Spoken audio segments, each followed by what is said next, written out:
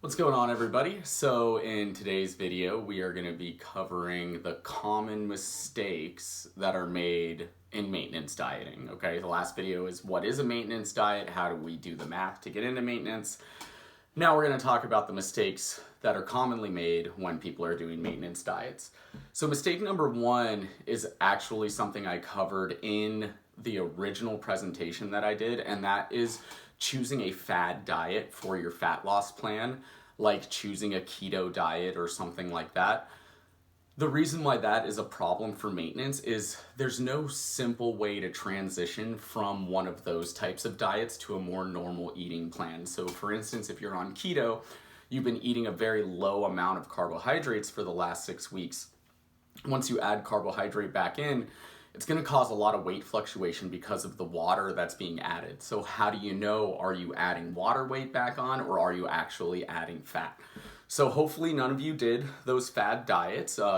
Based on those of you that were recording your meals, none of you were doing it, so that's great. So hopefully you haven't already made that mistake, because it will be a little bit tougher transitioning into maintenance, and just expect that there will be some weight fluctuations if you've been doing one of those diets. So if you fall into that category, please let me know. I will have already reached out to you if I know you're doing that.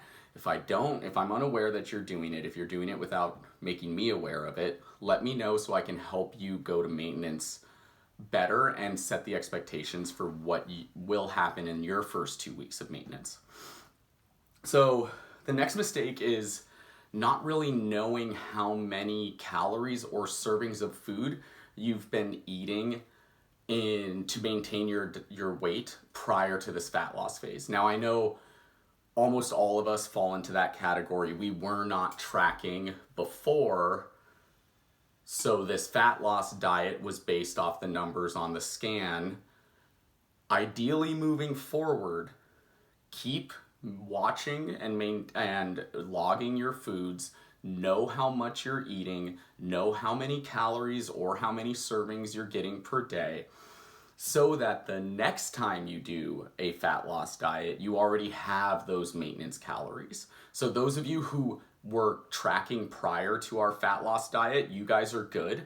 Those of you who were not keeping track of how much you were eating prior to this diet, this is your opportunity now to get that in check for this maintenance phase. So now in this maintenance phase, you will be tracking everything so that if you go into another fat loss phase, we'll be basing that diet off your maintenance rather than off an algorithm based off your body fat percentage and your muscle mass. Going based off what you are doing will be much more accurate and lead to better results in the future. So don't stop tracking. If you were tracking before, awesome. If you weren't, keep track of what you're eating. Again, that doesn't mean you have to log your meals in an app. You just have to have some way of managing your servings, okay? Protein, carbs, and fat servings.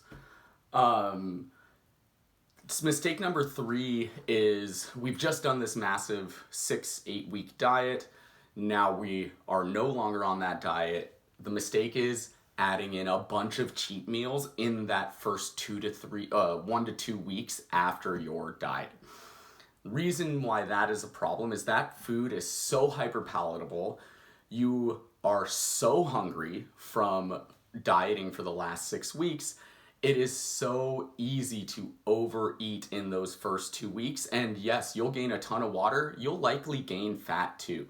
It is not hard to gain fat in a week or two if you are doing huge cheat meals, huge binge meals. Just imagine eating a bunch of pizza and chicken tenders and whatever donuts or sweets you like. You can really derail yourself in those first 2 weeks, and then trying to back that down will be so challenging. You're just gonna go back to your diet food and be like, this all tastes like garbage, I miss the pizza. Pizza will come, don't do it yet, not in the first 2 weeks of the maintenance phase, okay? Mistake number three is choosing hyperpalatable foods too early in your maintenance phase. For now, what I want you guys to do is just eat greater volumes of the healthy food that you have been eating throughout this 6 to 8 week diet. Don't start adding in the really tasty stuff too soon, because that goes hand in hand with mistake number 3. It's really easy to overdo it. You're at this point, you are not going to be able to manage super tasty foods too well. It will be really easy to overeat those.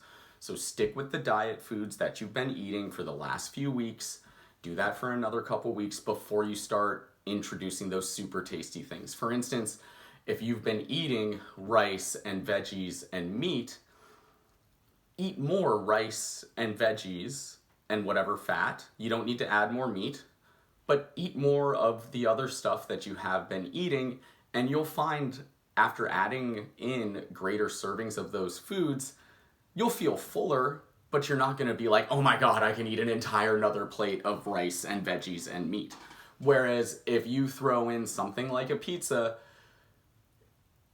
it's going to be very easy to eat a slice of pizza and say, oh my God, I can eat that entire pizza. Or have a scoop of ice cream and say, oh my God, I can eat that entire pint of ice cream. You can, you will, and you will add fat because of that, and that's the last thing we want. You guys just did such great work over the last few weeks. We don't want to erase 2, 3, 4 weeks of work in 1 to 2 weeks of just not managing our eating. So mistake number 5 is stopping doing what you did to be successful during your fat loss diet. Mostly that is no longer tracking your meals and no longer meal prepping, okay? If you were prepping your food for the last 6 weeks, continue to prep. Make it easier on yourself. Don't make it harder than it has to be. If you were logging macros, continue to log macros. If you were weighing your food, continue to weigh your food. Whatever you were doing to be successful in the last few weeks, 6 to 8 weeks, continue to do that for the next few weeks, just with greater volumes of food. Okay, so don't change your habits, just increase the amount of food that you're eating. Mistake number 6 is not logging your weights. So not weighing in, not monitoring your body weight, you won't really be able to know, are you at maintenance? And based on the last video, all of the math, all of the adding calories in, the going from the reverse diet, which is the adding the food back in, to the sustain point, which is actually maintenance, that requires monitoring your body weight. If you're not monitoring your body weight, how are you going to know, should you be adding calories or should you be reducing calories, or are you at maintenance? And then 2-3 months down the road, you may think you're at maintenance, but you may have gained 10 pounds, and then you just erased all of the benefit that you had over the last few weeks. So weigh in. That does not mean do body composition scans. We're not doing body composition scans during maintenance. It provides no useful information. If you are eating the appropriate amount of protein and your weight is staying stable, I guarantee you are getting stronger. You are adding some muscle tissue, okay? Mistake number 7 is not accounting for the water gain that will happen within the first couple weeks. We talked about that in the last video. Expect about 2% of body weight gain over the first week or two coming from water weight, okay? So don't let that discourage you. Account for that extra 2% of body weight. That doesn't mean that you're gaining fat. All it is it, in a sense, on the scale you lost 10 pounds. After the first 2 weeks, you have gained now, say, 2 pounds. You actually didn't gain 2 pounds of fat.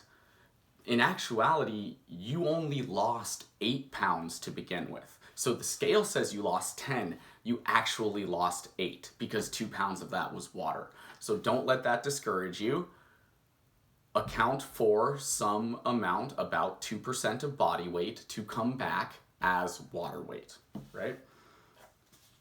And then mistake number 9 is not doing your maintenance diet for long enough, minimum 2/3 of the time that you were dieting should be spent in maintenance, minimum. Ideally, it's more like a 1-to-1 ratio. So if you diet for 6 weeks, you should maintain for 6 weeks. If you diet for 10 weeks, you should maintain for 10 weeks. There's some wiggle room there. So say you do a 6-week diet. If you are really well structured and diligent with your maintenance, doing a 4-week maintenance phase is fine. So that means like if you did a 12-week diet, you could do an 8-week maintenance phase. That's okay. But that's the minimum, right? We're not doing diet for 10 weeks, maintain for 3 weeks, and then diet for another 10 weeks. That's not how this works, and that's not how you guys will be successful, okay? And then mistake 10 is never cheating while you're in your maintenance phase.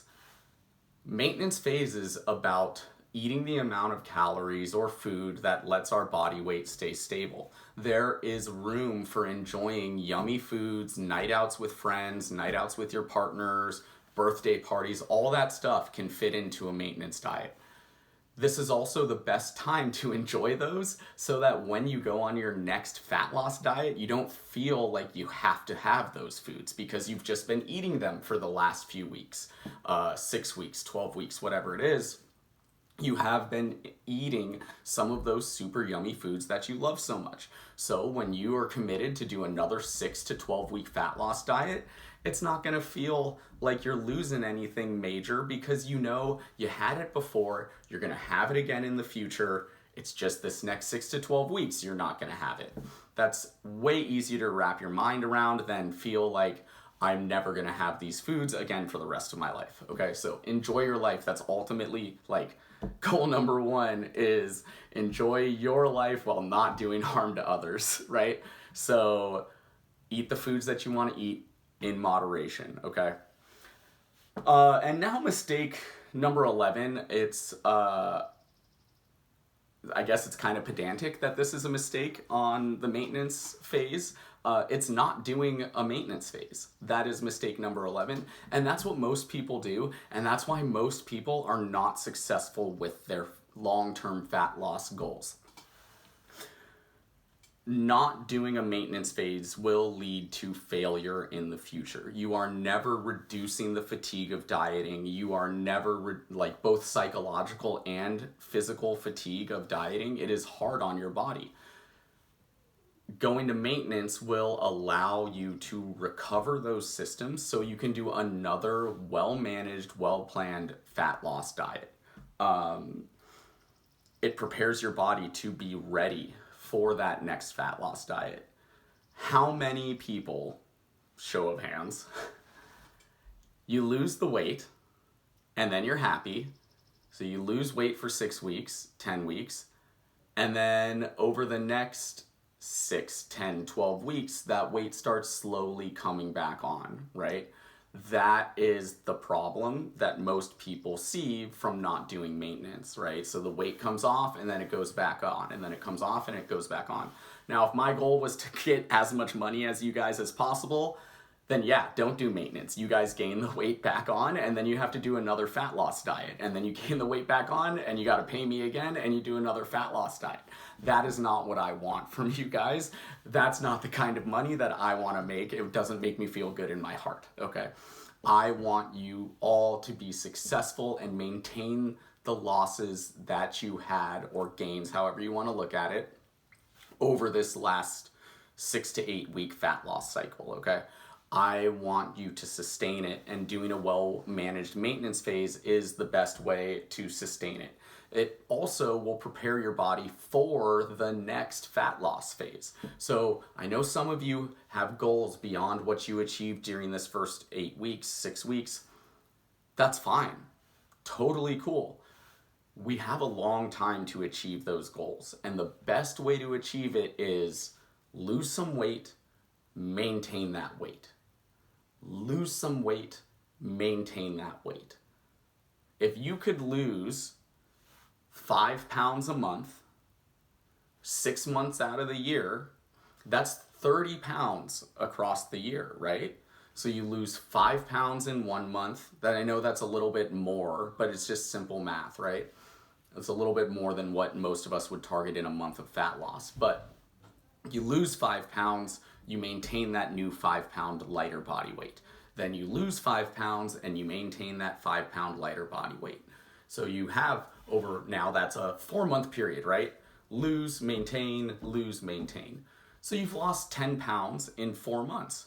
That's pretty awesome. But what's more awesome about losing the 10 pounds is that you have kept it off. Would you rather have a diet where you lose 20 pounds and then gain 10 and then lose 20 and then gain 10 and then lose 20 and then gain 10?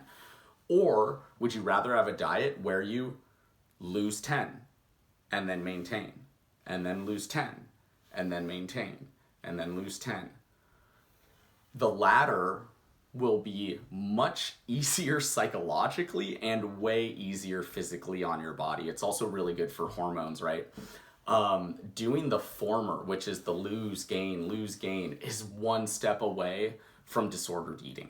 And we don't want that. What ends up happening in those situations is you're going to binge for a week and you're going to gain 3 pounds across a week. And then you're going to do 2 days of starving yourself and you're going to drop some weight back down. And then on day 3, you're going to be so hungry, you're going to binge again. You'll gain a pound or 2. You'll look at it on the scale. It will mess with your brain. And then you're going to starve yourself for a day. And you will keep doing that cycle over and over again until you ultimately decide that it's not working and you want to do another 6-week challenge with me. That's great for me. That's great for my pocket.